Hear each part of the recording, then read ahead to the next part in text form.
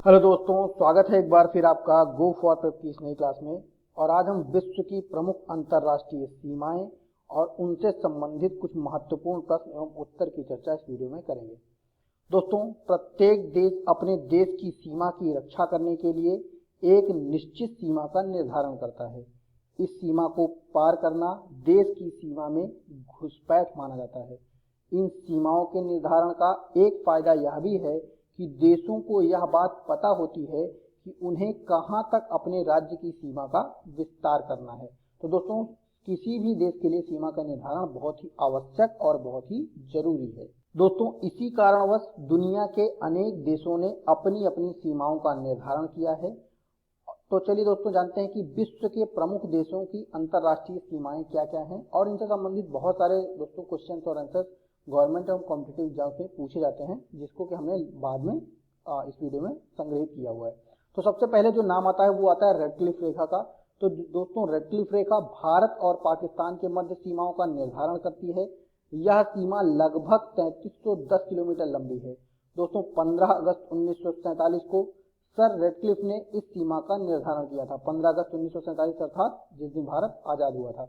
दोस्तों, रेडक्लिफ ने इस बंटवारे की जानकारी 15 अगस्त 1947 के 2 दिन बाद अर्थात 17 अगस्त 1947 को सार्वजनिक की थी। दोस्तों, हम यहाँ पर आपको ये भी बता दें कि जब रेडक्लिफ ने इस बंटवारे की रेखा को निर्धारित किया था तो उन्हें भारत और पाकिस्तान के बारे में कुछ भी पता नहीं था और उन्होंने कई सारे गांवों का वर्गीकरण ऐसा किया था कि उसके कुछ घर भारत में और कुछ घर पाकिस्तान में हो गए थे। इसके बाद दोस्तों जो नाम आता है वो है डूरंड रेखा का। तो दोस्तों, डूरंड रेखा अफगानिस्तान और पाकिस्तान की सीमा पर लगभग 2640 किलोमीटर लंबी सीमा रेखा है और इसे डूरंड रेखा कहते हैं। दोस्तों, यह रेखा सन 1893 में ब्रिटिश इंडिया और अफगान प्रतिनिधियों के बीच हुई एक सहमति का नतीजा है।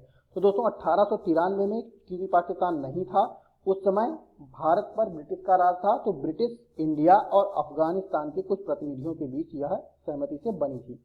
दोस्तों, इस रेखा का नाम ब्रिटिश इंडिया के तत्कालीन विदेश मंत्री सर मॉर्टिमर डूरंड के नाम पर रखा गया था।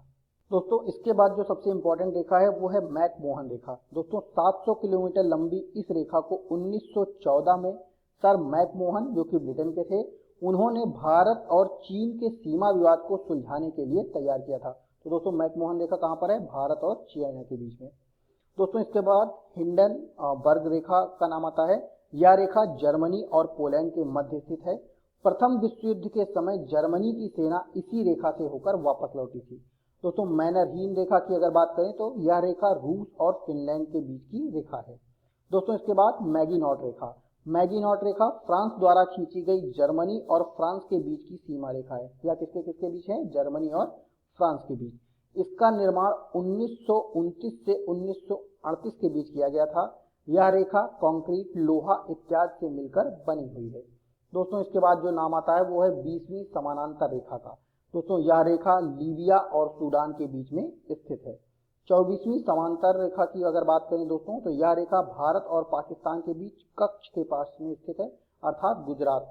दोस्तों, पाकिस्तान के अनुसार यह रेखा भारत और पाकिस्तान के बीच सीमा का निर्धारण करती है, लेकिन भारत इस रेखा को स्वीकार नहीं करता है। दोस्तों, इसके बाद अगर हम बात करें तो वो है 38वीं समानांतर रेखा। दोस्तों, यह रेखा उत्तर कोरिया तथा दक्षिण कोरिया को 2 भागों में बांटती है अर्थात यह रेखा उत्तर कोरिया और दक्षिण कोरिया के बीच में स्थित है।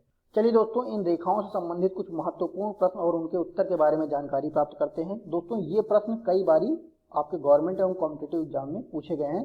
तो जो पहला क्वेश्चन है वो है मैकमोहन रेखा द्वारा अलग किए जाने वाले देश कौन कौन से हैं? तो इसका उत्तर होता है चीन और भारत। दोस्तों, ये क्वेश्चन 2007 में आया हुआ था। इसके बाद रेडक्लिफ रेखा किन 2 देशों के बीच की अंतर्राष्ट्रीय सीमा रेखा है? तो इसका उत्तर होगा भारत और पाकिस्तान के बीच की। दोस्तों, ये भी क्वेश्चन 2001 में आया हुआ है। दोस्तों, इसके बाद अगर बात करें तो अंतर्राष्ट्रीय दिनांक रेखा के निकट महत्वपूर्ण देश कौन है? तो इसका उत्तर होगा न्यूजीलैंड। कौन सा? अंतर्राष्ट्रीय दिनांक रेखा के पास में न्यूजीलैंड। दोस्तों, ये क्वेश्चन 1997 में आया हुआ था। दोस्तों, उत्तरी और दक्षिण कोरिया के बीच सीमा रेखा का नाम क्या है? अगर आपसे ये पूछा जाए तो इसका उत्तर होता है 38वीं समानांतर रेखा और यह क्वेश्चन 2000 में आया हुआ था। दोस्तों, हम आशा करते हैं कि यह वीडियो आपको पसंद आया होगा और हम IAS SSC बैंक से रिलेटेड बहुत सारे क्वेश्चंस और आंसर्स अपने YouTube चैनल पर अपलोड कर रहे हैं। तो हमारे यूट्यूब चैनल को सब्सक्राइब कीजिए ताकि वो जानकारी आपको जल्द से जल्द प्राप्त हो सके। इसके अलावा गवर्नमेंट एवं कॉम्पिटिटिव एग्जाम संबंधित किसी भी मटेरियल के लिए आप हमारी वेबसाइट www.goforward.com विजिट कर सकते हैं। Thanks for watching this video.